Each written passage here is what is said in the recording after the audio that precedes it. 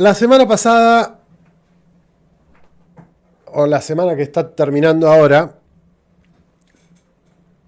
comenzaba ajetreada y con una catarata de titulares e informes repitiendo ad infinitum. Ucrania destruyó 40 bombarderos rusos. Este ataque es el equivalente a Pearl Harbor ruso. Es como Hiroshima y Nagasaki. Todo un ensalzamiento mediático de algo que ni fue muy ni fue tan. La gran mayoría de los expertos en la materia señalan que los altos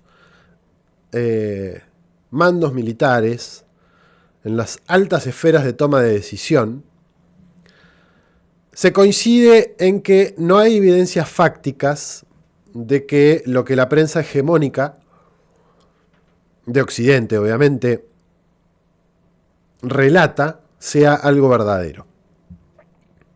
¿Los ataques a bombarderos rusos fueron un duro golpe para Rusia? La respuesta seguramente sería que sí.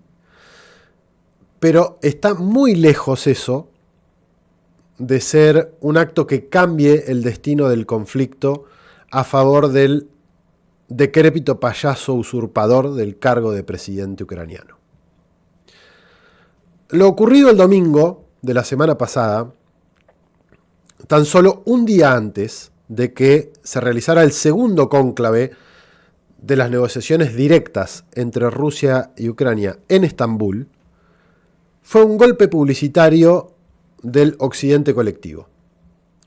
Humillante para Rusia, y quizás sí, deja entrever que existen algunas fallas entre sus sistemas de vigilancia, de control, de inteligencia, pero no es un golpe tan significativo como se lo quiso vender. Al menos no hay evidencias de eso. Tal como lo afirmó en definitiva el canciller ruso en algún momento, Sergei Lavrov, al final de cuentas todo se va a terminar resolviendo en el campo de batalla. Cabe recordar que a lo largo de este conflicto han existido varios hechos propagandísticos promocionados y publicitados por Occidente como la solución final, la gran contraofensiva y un montón de otros nombres y calificativos, usando su narrativa para intentar generar una condición de negociación inexistente sobre el terreno. Golpes anteriores terminaron con pérdidas muy significativas en el campo de batalla para Kiev.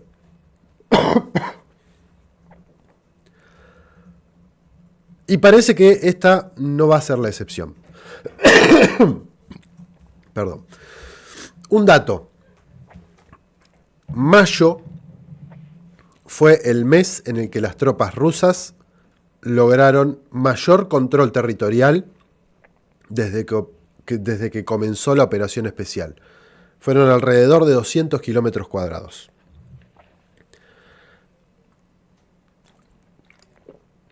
Según relatan algunos analistas no occidentales, de los mejores informados, hay un consenso generalizado en las estructuras de poder y en la toma de decisiones del Kremlin de que nada de lo que sucedió puede haberse hecho sin que estén involucrados, como mínimo, la CIA y el MI6, servicios de inteligencia de Estados Unidos y de Gran Bretaña respectivamente, y hay que ver si también estuvo metido el Mossad. Los ataques con drones a bases militares no fueron los únicos hechos que existieron. También sucedieron actos terroristas hacia trenes que transportaban civiles, y puentes en distintas regiones de Rusia, el más conocido el de Crimea, producto de lo cual Putin se preguntaba en estos días si hay que seguir negociando con un gobierno ilegítimo que comienza a comportarse como una organización terrorista, de la cual obviamente están siendo cómplices las potencias occidentales.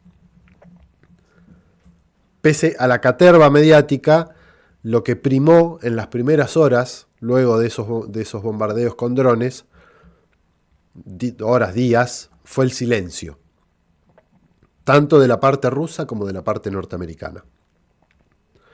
Rubio, el canciller norteamericano, lo llamó a Lavrov para ofrecerle sus condolencias por los actos terroristas contra civiles, pero no mencionó, hasta donde se supo, nada acerca de los drones, mientras que el jefe del Pentágono, hasta donde se supo también, Pete Hegseth, seguía en vivo lo que sucedía con esos ataques.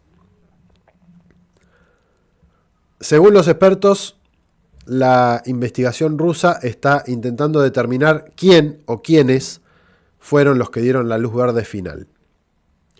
¿Sabían Trump, Starmer, Netanyahu que tales actos iban a suceder? Si la respuesta es sí, y según lo establece la actualizada doctrina nuclear rusa, lo que sucedió podría ser catalogado como una declaración de guerra. Recién entre el jueves y el viernes hubo una respuesta rusa. Ataques masivos a instalaciones militares y logísticas ucranianas. Putin hizo una declaración pública calificando a los actos contra civiles como actos terroristas. Y Trump a los pocos días sostuvo públicamente que Ucrania dio a Rusia una razón para bombardear hasta el infierno. Poco y nada habló de que, pese a todo, la parte rusa continuó con su compromiso de intercambio de prisioneros y de cadáveres, que fue una de las cosas que se negoció en Estambul en el segundo encuentro,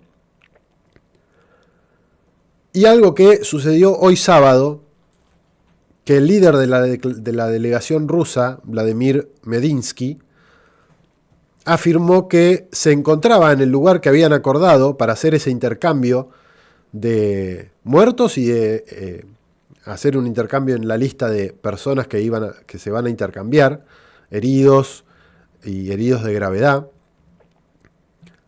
Pero la parte ucraniana no apareció.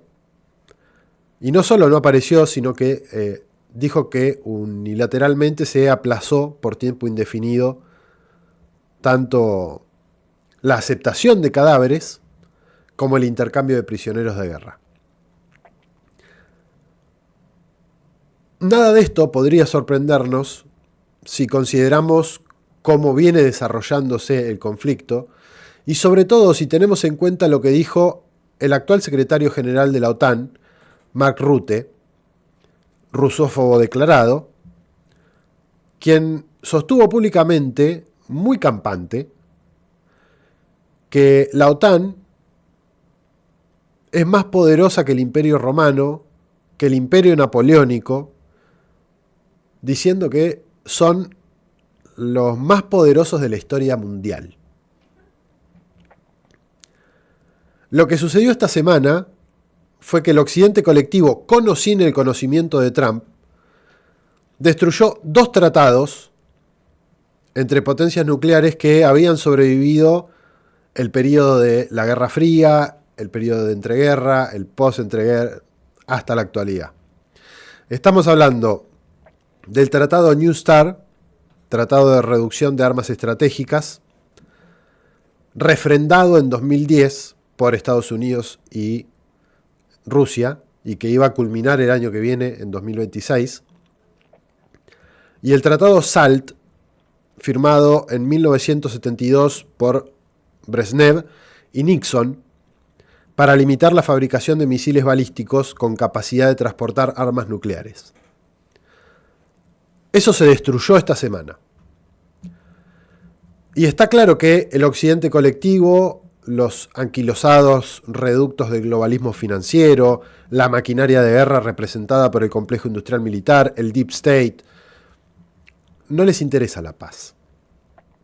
siguen soñando, despiertos, pero soñando, con infligir esa supuesta derrota estratégica contra Rusia, cosa que difícilmente sucederá sin que ello nos lleve a un Armagedón.